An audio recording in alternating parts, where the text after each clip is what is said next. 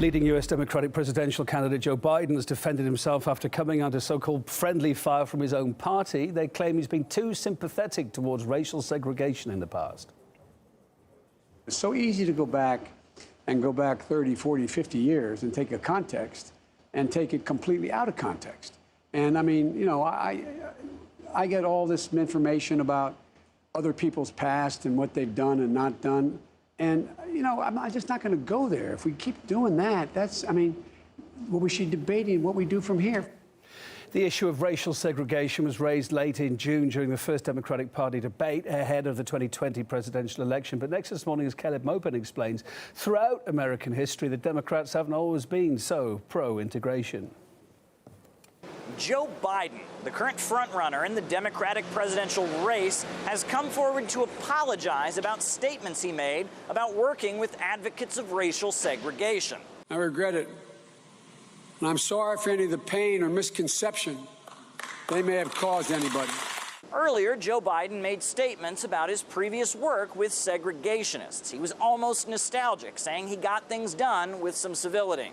Now, his apology comes as his rivals have been taking him to task over his record. I don't think you have to be touting personal relations with people who were very brutal segregationists. It was hurtful to hear you talk about the reputations of two United States senators who built their reputations and career on the segregation of race in this country. Now, Joe Biden is still in the lead despite the scandal. However, it seems to have unearthed a strange reality in American politics. The Democratic Party, the party that brought us the first African-American president, has a rather strange record when it comes to the issue of racism.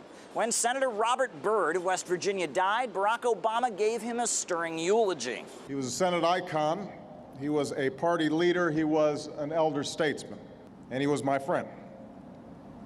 That's how I'll remember him.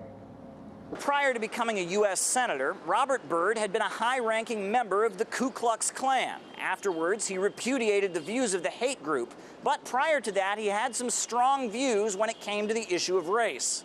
I shall never fight in the armed forces with a Negro by my side. Rather, I should die 1,000 times and see Old Glory trampled in the dirt never to rise again, than to see this beloved land of ours become degraded by race mongrels, a throwback to the blackest specimen from the wilds. Bill Clinton, who was wildly popular among African Americans, gave a eulogy when he was president for J. William Fulbright, another Democrat.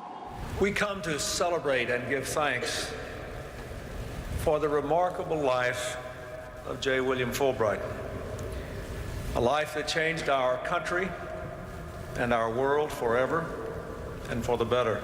Well, the glowing words left out the fact that Fulbright was a big advocate of keeping black and white children in separate schools. Back in the 1960s, when John F. Kennedy and the Northern Democratic Party organizations located in urban areas were pushing for racial integration, the biggest pushback didn't come from Republicans. It came from the Dixiecrats, a splinter group within their own party. In 1968, George Wallace, the Democratic governor of Alabama, was so outraged to see anti-racism become the dominant view within his own party that he ran as a third-party candidate. Then you ought to come on down to Alabama and we'll teach you some law down there, because y'all don't know some of it in Harvard. But now, it would seem that a Democrat having such an agenda would be almost unbelievable. In fact, MSNBC mislabeled George Wallace as a Republican. Check it out. Governor George Wallace stood outside the University of Alabama, personally blocking 2 black students from enrolling there.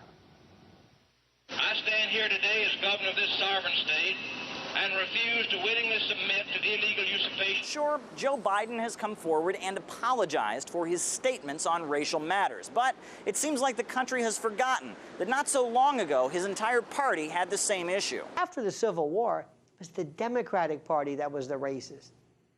It was the Republican Party that was different. The Republicans were anti-slavery. Lincoln was Republican, anti-slavery. It changed.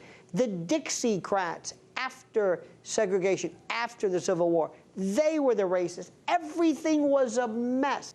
We've had presidents, Supreme Court justices who were members of the Klan. Some of them had to do that to join the Ku Klux Klan for political reasons. I don't understand. Why this now with Biden?